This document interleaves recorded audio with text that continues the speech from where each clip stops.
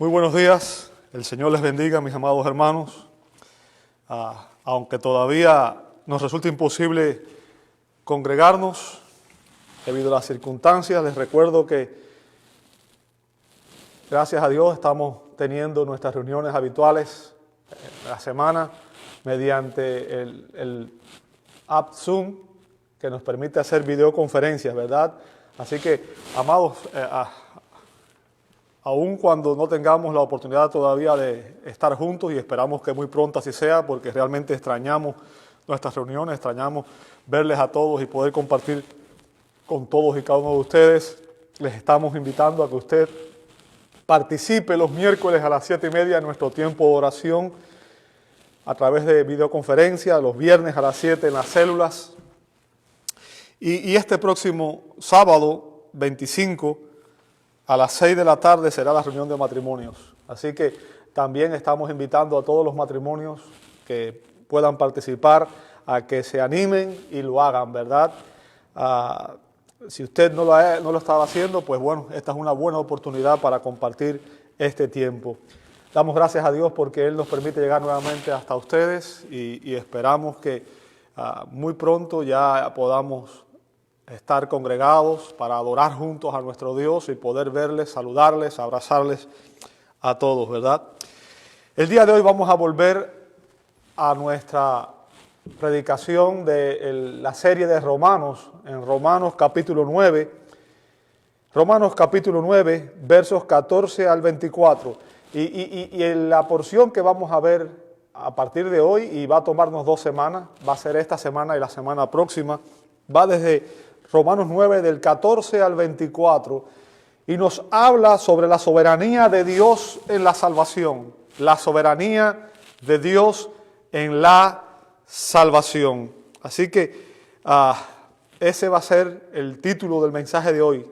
Y me gustaría que antes de comenzar a exponer la Escritura, tuviéramos un momento de oración pidiéndole a Dios que Él nos dé su dirección y su bendición.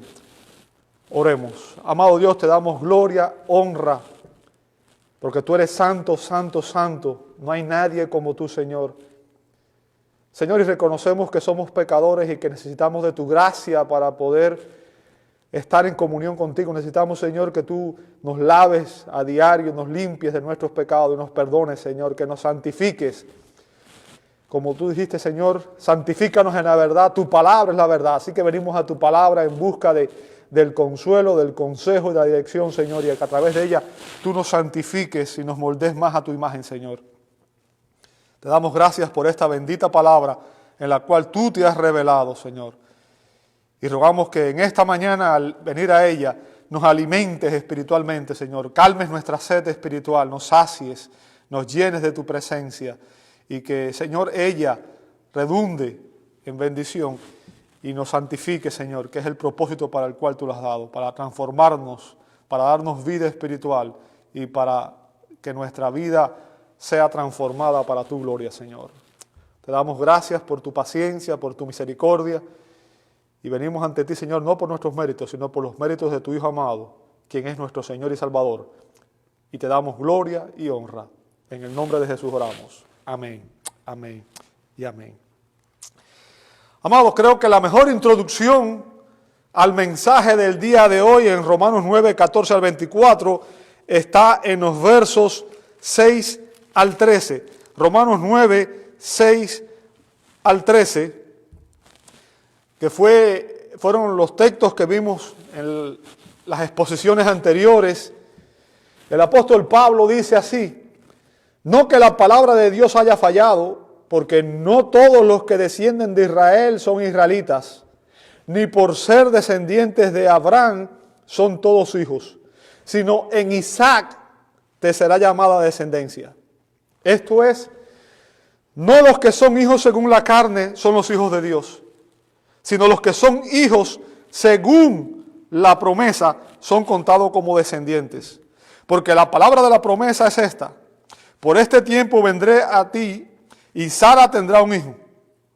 Y no solo esto, sino también cuando Rebeca concibió de uno de Isaac, nuestro padre, pues no había aún nacido, ni había hecho aún ni bien ni mal, para que el propósito de Dios conforme a la elección permaneciese, no por las obras, sino por el que llama.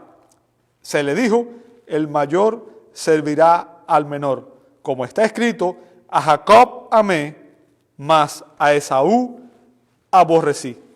O sea, estos versos, amados hermanos, nos hablan que Dios lleva a cabo su gran propósito de salvación por medio de la elección. Dios lleva a cabo su gran propósito de salvación por medio de la elección. Dios elige soberanamente a aquellos que serán herederos de su promesa de salvación. Ese pasaje que leímos nos dice que Dios escogió a Isaac y a Jacob, pero que Él pasó por alto a Ismael y a Esaú. E inmediatamente que escuchamos esto, el hombre natural se revela y inmediatamente dice, esto no es justo, no es justo. ¿Por qué? Si Dios actúa así, entonces Dios no es justo. Y esa es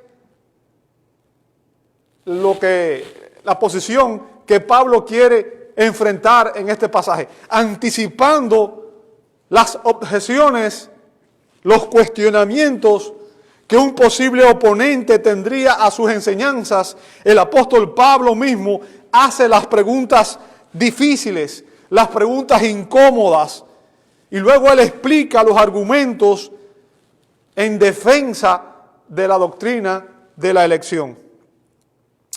Así que esto es algo que ya lo hemos visto hacer anteriormente. El apóstol Pablo mismo hace las preguntas y él mismo nos da la respuesta, ¿verdad?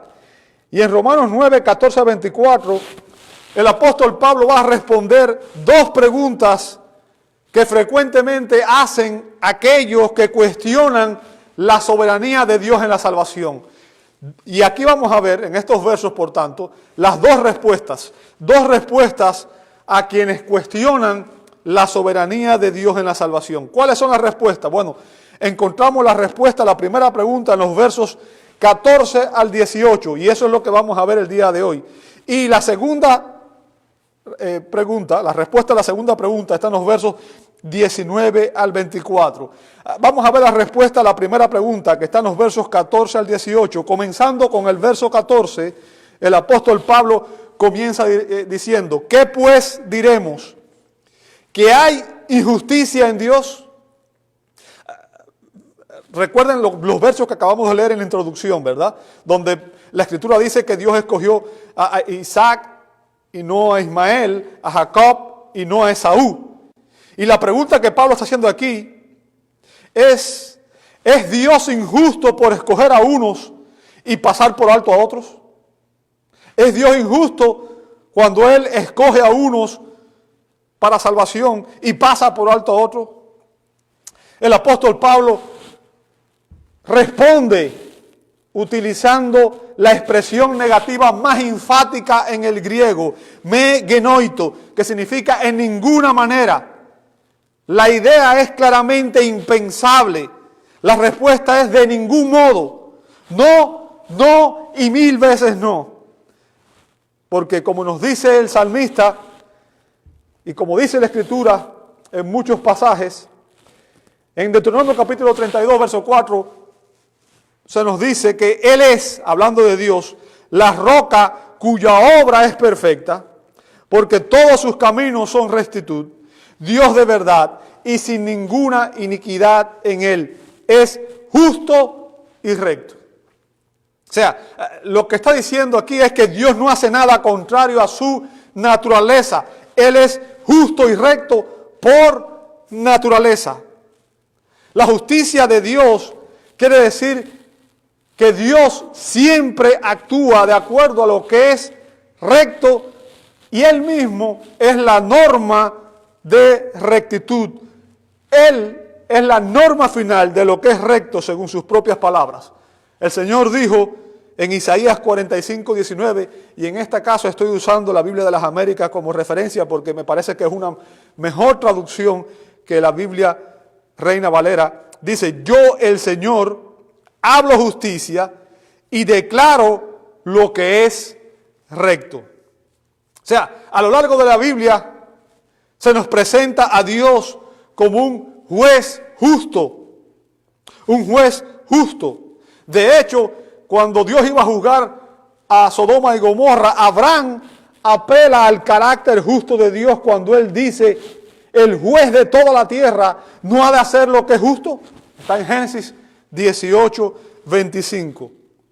El juez de toda la tierra no ha de hacer lo que es justo.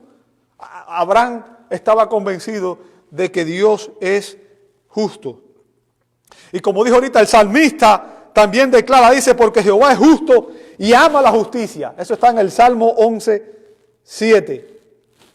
Y se nos dice también que Dios es juez justo, Salmo 7, 11. Y que Él juzgará al mundo con justicia, Salmo 96, 13. O sea, todos los salmos, toda la escritura está llena de pasajes que nos demuestran, defienden la justicia de Dios. El hecho de que Dios es justo y la norma de justicia. No es que solamente sea justo, sino que Dios es el estándar, la norma de justicia. Solamente es justo aquello que Dios dice que es justo.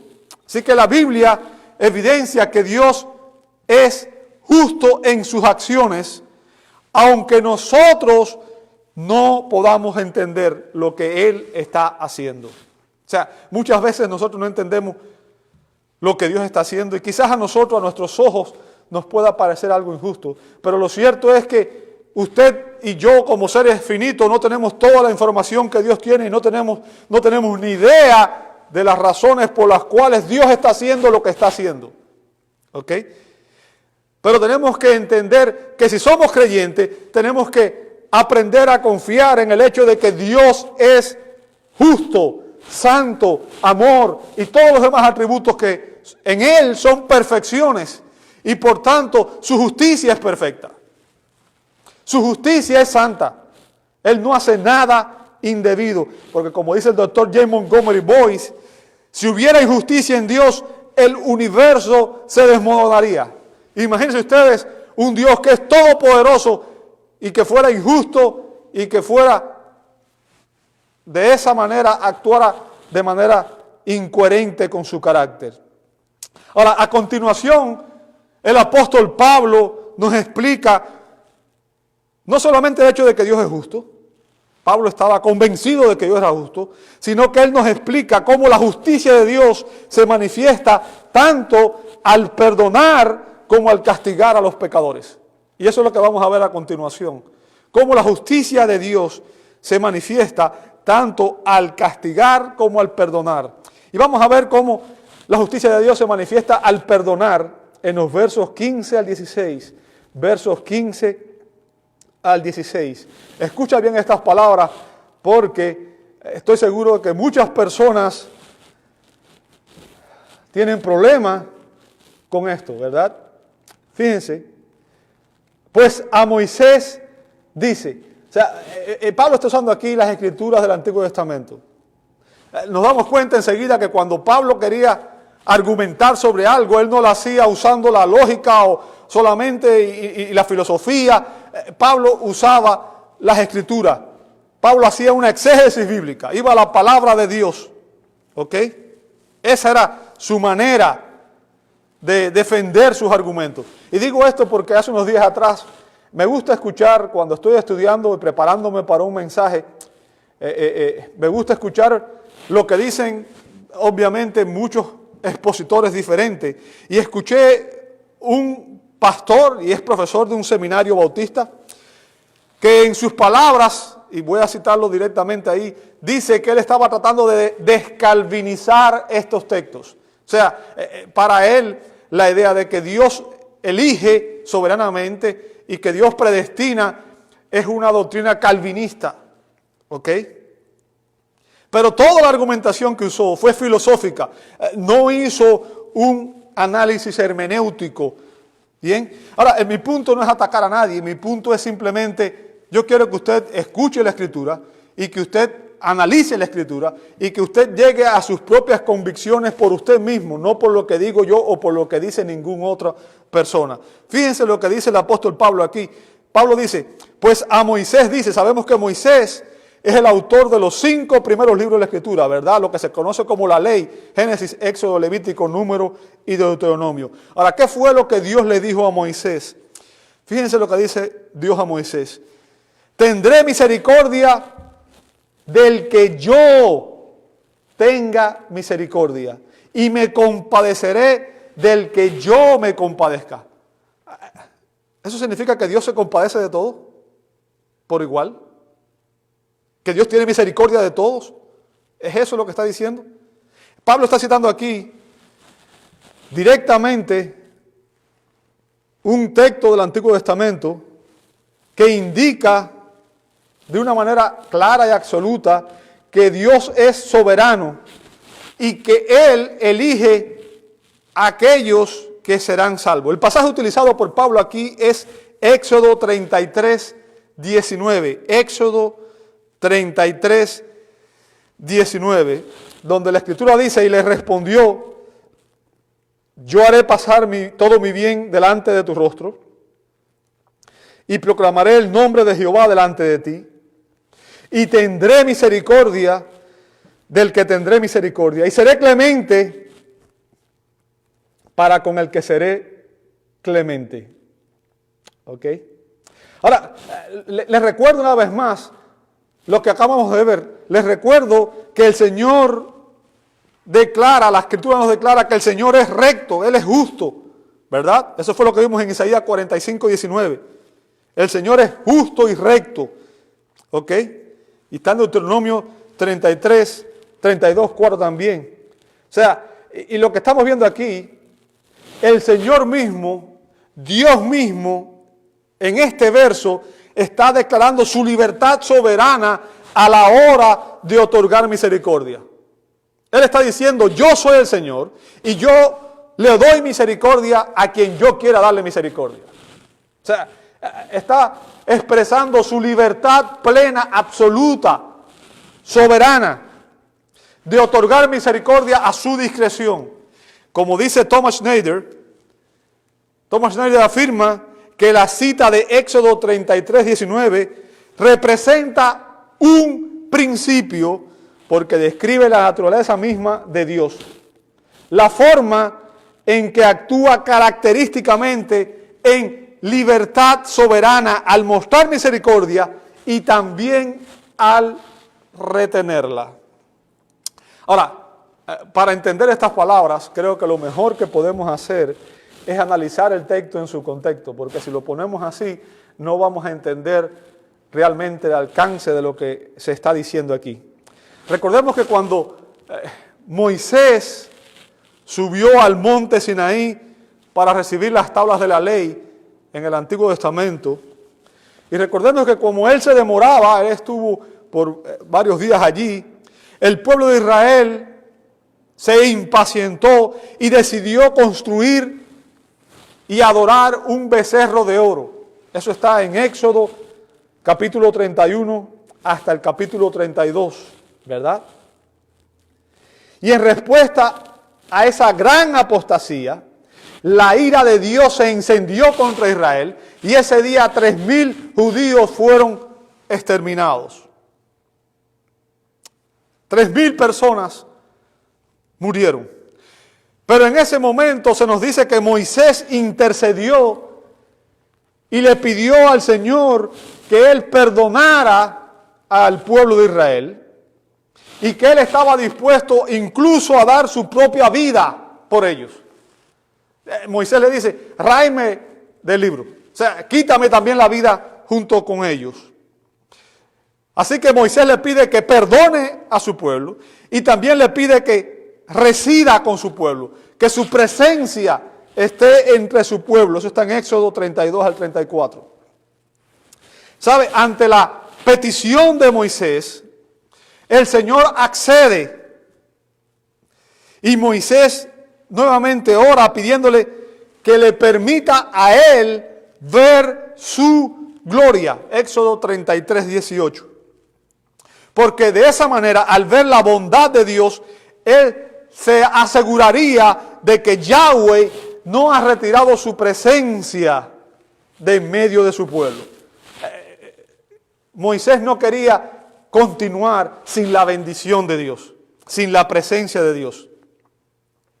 Ahora, lo que quiero que usted entienda es que Dios hubiera sido perfectamente justo si Él hubiera escogido aniquilar a todos los israelitas que participaron en la idolatría. O sea, Dios hubiera sido perfectamente justo si todos hubieran sido aniquilados ese día. El hecho de que Él perdonó a una gran mayoría y que continuó guiándolos y proviéndoles y protegiéndoles fue un acto de pura misericordia, de pura gracia.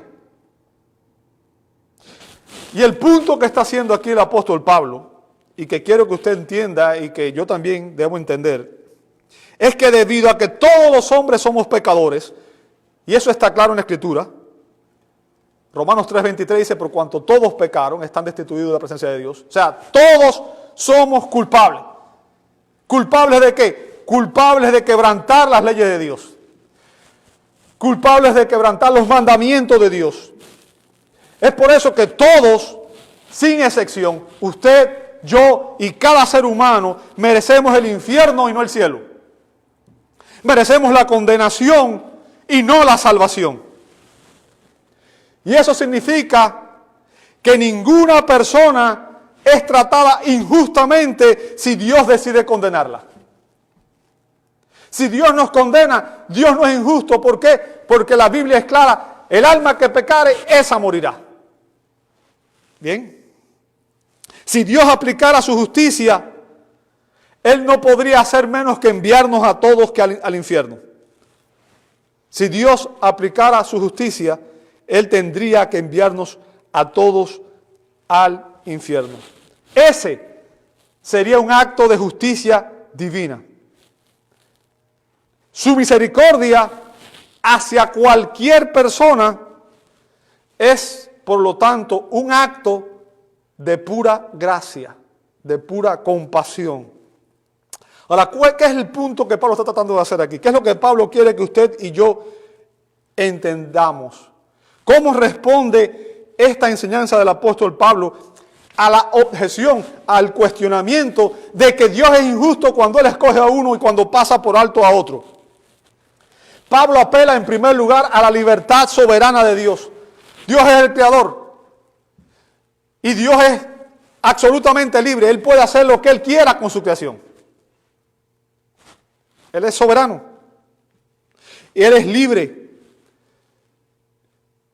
Él es absolutamente libre de hacer como Él le plazca. ¿Ok?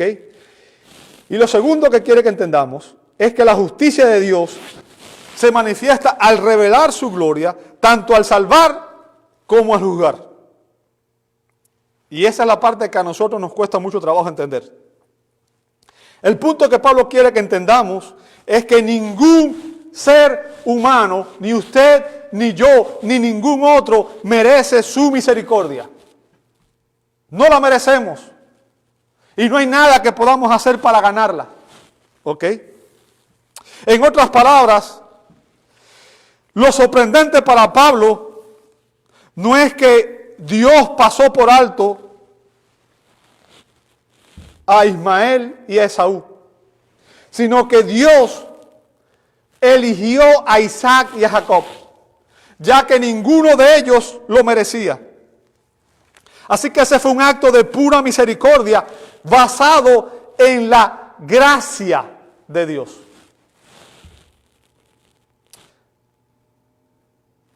La pregunta que surge entonces en la mente del hombre natural es, y en la mente de muchos creyentes también, lamentablemente, ¿acaso Dios no debería otorgarnos a todos su misericordia por igual? ¿Acaso Dios no debería otorgarnos a todos misericordia por igual? La respuesta de Dios está en este verso. Dios dice que Él otorga misericordia a quien Él determina. Que el otorgar su misericordia es su prerrogativa soberana. Tendré misericordia del que yo tenga misericordia y me compadeceré del que yo me quiera compadecer.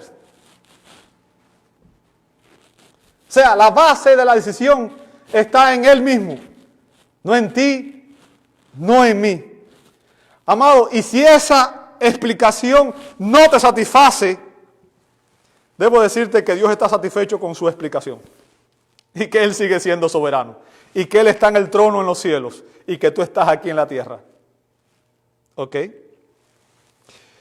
Y si tú estás diciendo, Dios no es justo y tú estás demandando justicia de parte de Dios, si tú quieres que Dios sea justo, recuerda que si Dios aplica su justicia, hoy mismo tú irías al infierno.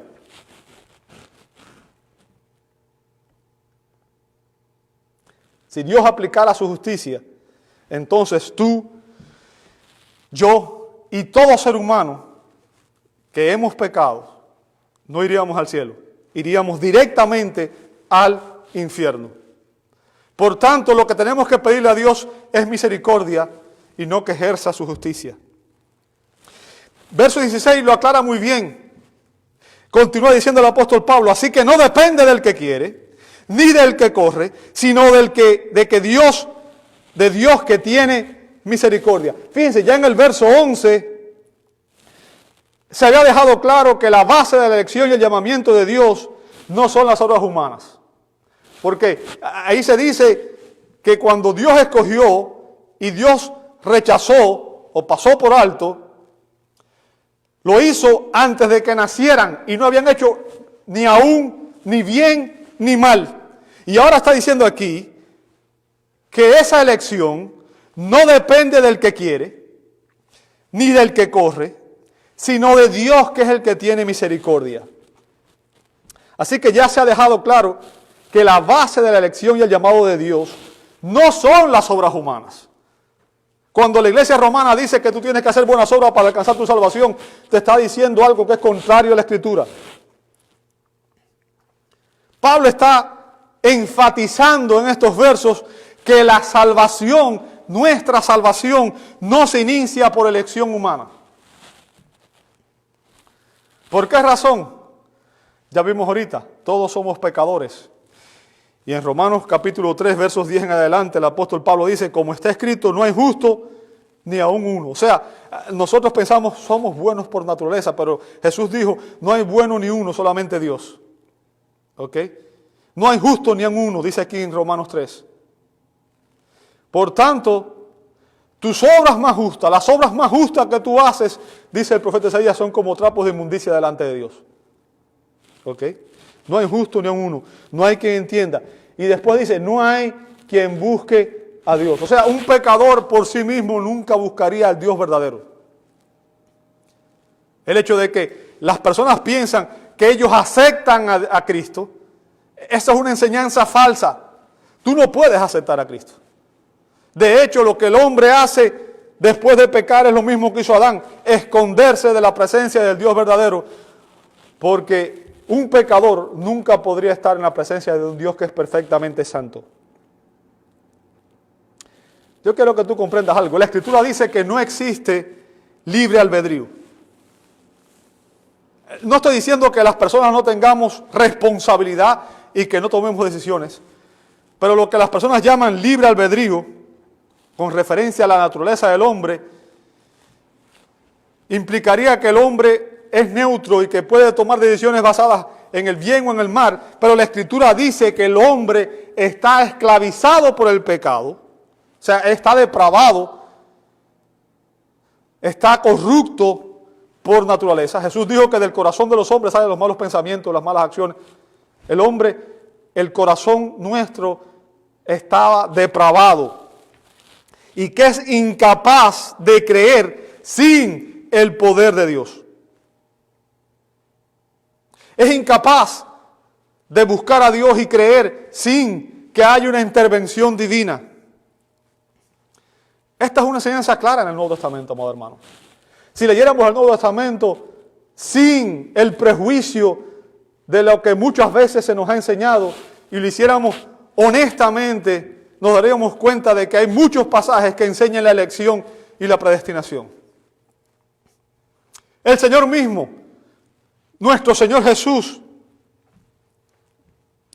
enseñó la soberanía de Dios en la elección para salvación cuando Él dijo, Juan 6:44, Jesús está hablando aquí. Y Jesús dice, ninguno puede venir a mí. O sea, nadie puede venir a mí. ¿Sabes? Si tú no vas a Jesús, si tú no vas a Cristo, no eres salvo, porque la salvación consiste en ir a Cristo. Venid a mí, todos los que estéis trabajados y cargados, yo os haré descansar. Venid a mí.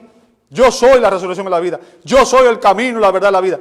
Para ser salvos tenemos que ir a Cristo. Cristo es el camino al Padre. Cristo es el único camino de salvación, el único mediador entre Dios y los hombres. Y Jesús dice, nadie, fíjense, ninguno puede venir a mí si el Padre que me envió no lo trajere. O sea, está diciendo, aquellos que van a venir a mí son aquellos que el Padre los trae. Empieza con la elección soberana de Dios. Efesios capítulo 1, verso 3 en adelante. ¿Ok? Y en Juan 6:65 él dice, Juan 6:65, es Jesús quien está hablando aquí, hermano. No es Pablo, no es Pedro, es el mismo Señor de la gloria. Dice, por eso os he dicho que ninguno puede venir a mí si no le fuere dado del Padre. O sea, decir que yo puedo ir a Jesús por mí mismo es contradecir las enseñanzas del mismo Señor. Cuando un pecador dice, no, yo fui el que busqué a Dios, yo acepté a Cristo, está contradiciendo las enseñanzas que Cristo dio. Está yendo en contra de lo que el Señor mismo enseñó. Juan nos presenta la responsabilidad humana y la soberanía divina en la salvación. Y esta es la parte difícil de entender, amados hermanos. ¿Por qué? Porque la Biblia nos dice que Dios es soberano en la elección y que el hombre es responsable en responder a Dios. Y esa es la parte que nos cuesta trabajo y que nunca vamos a poder reconciliar mientras estemos en este mundo porque nuestras mentes finitas no lo entienden. En Juan 1, 2 y 13, el apóstol Juan dice, mas a todos los que le recibieron, esa es la responsabilidad humana. Para que una persona sea salvo tiene que recibir la salvación que Dios nos ofrece en Cristo. ¿Ok? Dice, más a todos los que les recibieron, a los que creen, ese es el otro punto, tienes que creer. ¿En quién? En su nombre. ¿El nombre de quién? El nombre de Jesús, porque no hay otro nombre dado en el cielo en el cual los hombres podamos ser salvos. El nombre de Jesús, al cual Dios ha declarado Señor y juez de toda la tierra. ¿Ok? Así que a los que reciben, a los que creen en el nombre de Jesús, el Padre les dio potestad de ser hechos hijos de Dios. O sea, los adopta, los recibe en su familia de fe. Pero veamos lo que dice el verso 13. Los cuales no son, fíjense, no son engendrados de sangre, ni de voluntad de la carne, ni de voluntad de varón, sino de Dios. ¿Quién los hace nacer? ¿Quién es quien nos hace nacer? Es Dios. No es tu decisión, no es mi decisión, no es mi voluntad humana. Es Dios el que nos hace nacer de nuevo. La regeneración es un acto soberano de Dios. Es una obra sobrenatural. Recuerda las palabras de Jesús a Nicodemo, Juan 3. Tienes que nacer de lo alto o nacer de nuevo. Ese es el término que usa allí. Nacer de nuevo o nacer de lo alto. ¿Cómo se hace eso? Pregunta Nicodemo. Jesús le dice, el viento sopla donde quiere y oye su sonido, mas ni sabes de dónde viene ni de dónde va. Así es todo aquel nacido del Espíritu. No hay pasos, simplemente es una obra soberana de Dios, es una obra sobrenatural. Billy Graham escribió un libro, Pasos para nacer de nuevo. Jesús nunca dio pasos para nacer de nuevo. Él dejó claro que el nacer de nuevo es algo que solamente Dios puede hacer. Así que en última instancia, amado hermano, no es la voluntad del hombre la que produce la salvación, sino que es la voluntad de Dios, según el verso 13. Ahora, después de explicarnos cómo la justicia de Dios se manifiesta al perdonar, porque si alguien es perdonado, es por la gracia y la misericordia de Dios, porque en realidad todos merecíamos estar condenados. Bien. Ahora vamos a examinar cómo se manifiesta al castigar a los pecadores. Cómo se manifiesta la justicia de Dios al castigar a los pecadores. Verso 17 dice, porque la Escritura, ¿lo ve ahí? Nuevamente el apóstol Pablo, ¿a dónde recurre? No a la filosofía del mundo, no a las enseñanzas del mundo, recurre a las Escrituras, ¿verdad? Dice, porque la Escritura dice a Faraón. Y ahora, note que en este pasaje Pablo nuevamente utiliza dos personajes. Utilizó primero a Moisés y ahora está utilizando a Faraón. Para esto mismo te he levantado, para mostrar en ti mi poder y para que mi nombre sea anunciado por toda la tierra. Pablo recurre nuevamente a un pasaje del Antiguo Testamento y cita aquí Éxodo capítulo 9, verso 16. Para comprender la enseñanza, nuevamente tenemos que entenderla en el contexto. En el contexto. Recuerden, Israel estaba cautivo en Egipto, Dios manda a Moisés, Dios llama a Moisés ante la zarza y lo comisiona y lo envía para que él sacara a Israel de la esclavitud de Egipto y lo llevara a la tierra prometida. ¿Ok? Moisés llega, anuncia el mensaje a Faraón y Faraón se endurece y Dios empieza a enviar plagas. En este pasaje de Éxodo 9:16, ya Dios había enviado 6 plagas sobre Egipto. ¿Por qué razón? Porque se nos dice que el Faraón no quería darle la libertad al pueblo de Israel. ¿Ok? Eso está en Éxodo 7 al 9. Ahora, entre la sexta y la séptima plaga, Dios le dice a Moisés que él fuera ante Faraón y le dijera precisamente esas palabras. Por esto mismo te he levantado para mostrar en ti mi poder y para que mi nombre sea anunciado por toda la tierra. Fíjense, vamos a ver lo que está diciendo el texto. Primero, note que Dios dice, te he levantado. Te he levantado. Es la traducción del verbo griego exegeiro, de ek, fuera, y egeiro, que significa levantar. Y lo que significa ahí es levantar a una persona a una posición de autoridad, ¿ok? A una posición pública. Y lo que está diciéndonos aquí, la Escritura, es que la aparición de Faraón en la historia fue determinada por la voluntad soberana de Dios. Fue Dios quien puso a Faraón en ese contexto, en ese lugar, a reinar sobre Egipto. Y esto está claro en la Escritura en muchos pasajes, amado hermano. Quizás a usted y a mí nos cueste mucho entender este tipo de enseñanza. Pero la Biblia nos enseña de principio a fin, amado hermano, que Dios es soberano. Dios está en control de su creación. Dios está en control de su redención. Dios está en control de todo. Dios está en control de todo lo que se mueve en este universo, de cada partícula. Dios está en control de la vida humana, de lo que sucede aún en el reino de los hombres. Es Dios quien coloca a las personas en posición de autoridad. Vea Daniel capítulo 2, verso 21, dice, Él muda los tiempos y las edades, quita reyes y pone reyes.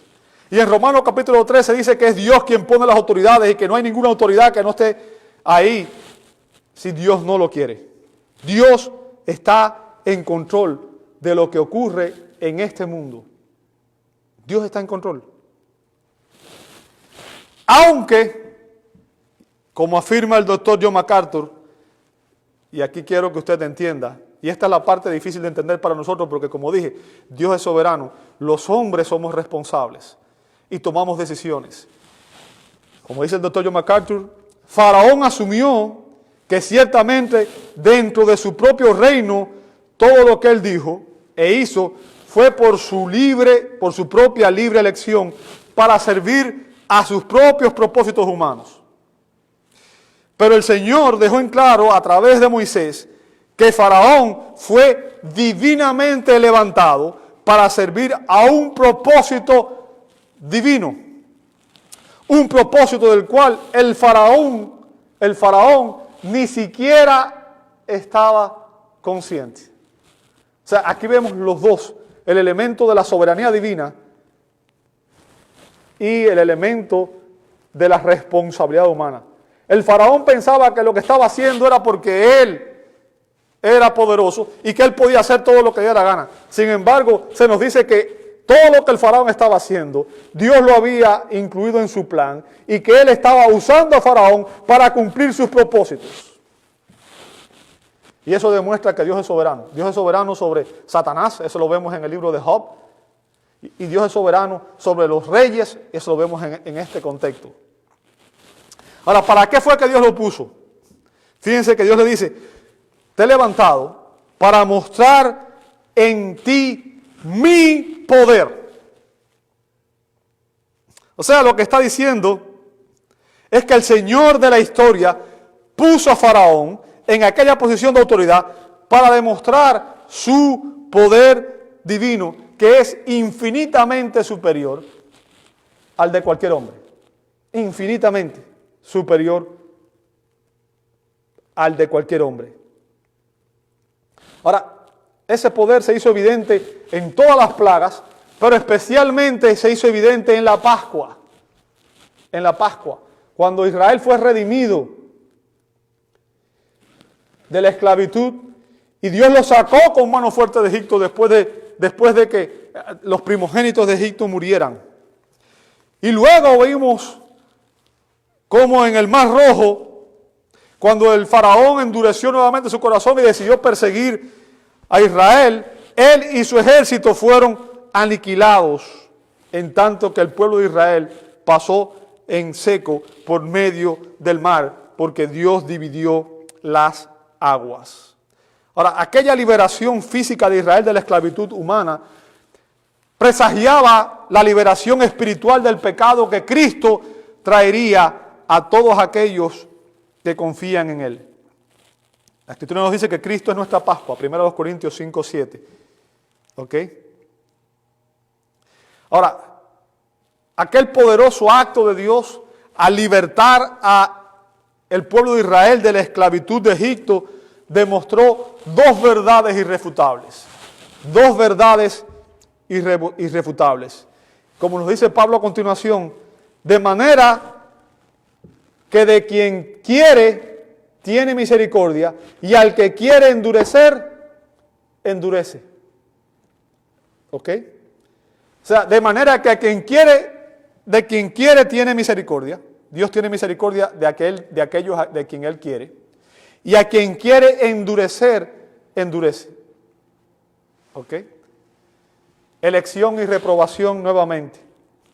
Y ahora, lo que Pablo está haciendo aquí, amado hermano, es usando a Faraón y también a Moisés de alguna manera como ilustración. Recordemos que Moisés fue judío y que el Faraón era un gentil. Sin embargo, la Biblia nos enseña que ambos eran pecadores. Recordemos que Moisés no era mejor que Faraón. De hecho, la Escritura nos dice que Moisés asesinó a un egipcio en Éxodo capítulo 2, versos 11 y 12. O sea, Moisés fue un asesino. Bien. Tenemos que ver en el contexto. Hubo un cambio en la vida de Moisés después de su encuentro con el Señor. Pero antes de su encuentro con el Señor, antes de que él fuera redimido, Moisés era un pecador como lo somos todos. Así que tanto Moisés como Faraón eran pecadores y ambos merecían recibir la ira de Dios y el castigo eterno de Dios. Sin embargo, la Biblia evidencia que Dios le concedió misericordia a Moisés, mientras que Faraón recibió el juicio de Dios. ¿Por qué? Porque esa era la voluntad soberana de Dios. Y la historia de Faraón es una de las más conocidas. Y él tipifica o ejemplifica muy bien esta enseñanza del apóstol Pablo. Fíjense que dice, al que quiere endurecer. El término endurecer utilizado ahí, del griego esclerunei específicamente, significa endurecer. Y metafóricamente significa volver obstinado, volver terco. Y esto aquí, o sea, el faraón es usado como una ilustración en este pasaje. Si usted lee la Escritura, se va a dar cuenta que se nos dice que al principio el faraón endureció tercamente su corazón. Él mismo endureció su corazón. ¿Cuándo? Cuando Dios le declaró su palabra por medio de Moisés. Y se le dio oportunidad de arrepentirse. Pero en cambio, Faraón resistió a Dios y endureció su corazón. Lo vemos en Éxodo 8:15, en Éxodo 8:32, en Éxodo 9:34. O sea, Faraón endureció su corazón. Él endureció su propio corazón. Y toda esa rebelión contra Dios vino como resultado de su propia depravación. Es la misma rebelión que hay en el corazón de todo pecador. Somos rebeldes, dice la Biblia, que carne y sangre están en enemistad con Dios. En enemistad con Dios. Éramos enemigos de Dios. De hecho, escucha las palabras de Faraón en Éxodo 9:27, cuando estaba teniendo lugar una de las plagas. Éxodo 9:27 dice: entonces Faraón envió a llamar a Moisés y a Aarón y les dijo: he pecado esta vez, he pecado esta vez. Jehová es justo. Está hablando el mismo Faraón. Jehová es justo. Y yo y mi pueblo somos impíos. ¡Wow! ¡Wow! Sin embargo, esa profesión de fe era falsa. No era genuina. Y tan pronto como Moisés intercedió y la plaga de granizo terminó, se nos dice que el corazón de Faraón se endureció nuevamente. Y la Biblia nos dice que después de haber ejercido una gran paciencia con él, vino el endurecimiento judicial de parte de Dios. O sea, la paciencia de Dios había llegado a su límite y su juicio era inminente. Cuando se nos dice que Dios endureció el corazón de Faraón, y eso está en Éxodo 9:12, Éxodo 10:1, Éxodo 10:20, Éxodo 10:27, dice que Dios mismo después endureció el corazón de Faraón. Ahora, esto no significa que Dios creó activamente la incredulidad o algún otro mal en el corazón de Faraón. Recordemos que todo don perfecto viene de lo alto, del Padre de las luces. Lo que esto significa es que Dios retiró toda la influencia divina que normalmente actuaba como restricción al pecado y que Dios permitió que el malvado corazón de Faraón persiguiera su pecado hasta el final. ¿Ok? Debido a la incredulidad normal o natural y voluntaria de Faraón, Dios lo condenó. Así que Dios está condenando, Dios condenó a Faraón porque él merecía el castigo, porque él era un pecador rebelde que estaba en constante rebeldía hacia Dios, que blasfemó a Dios y que se opuso a la voluntad de Dios. Dios le envió palabra profética a través de Moisés y vez tras vez él se negó a escuchar la palabra de Dios y aún viendo todos los milagros, aún viendo todas las señales, aún viendo todo lo que Dios estaba haciendo, él endureció su corazón una y otra vez y blasfemó el nombre de Dios. Así que Faraón no recibió más que su justo juicio, lo que sus actos, sus hechos merecían. Y eso es lo que Dios hace con todo pecador que es enviado al castigo eterno.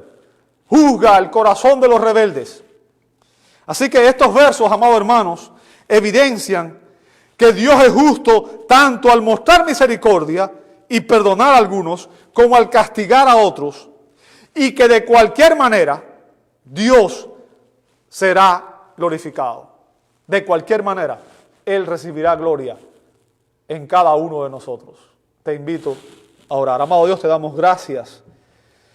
Tu palabra es clara. Tu palabra es clara, Señor, y tú nos enseñas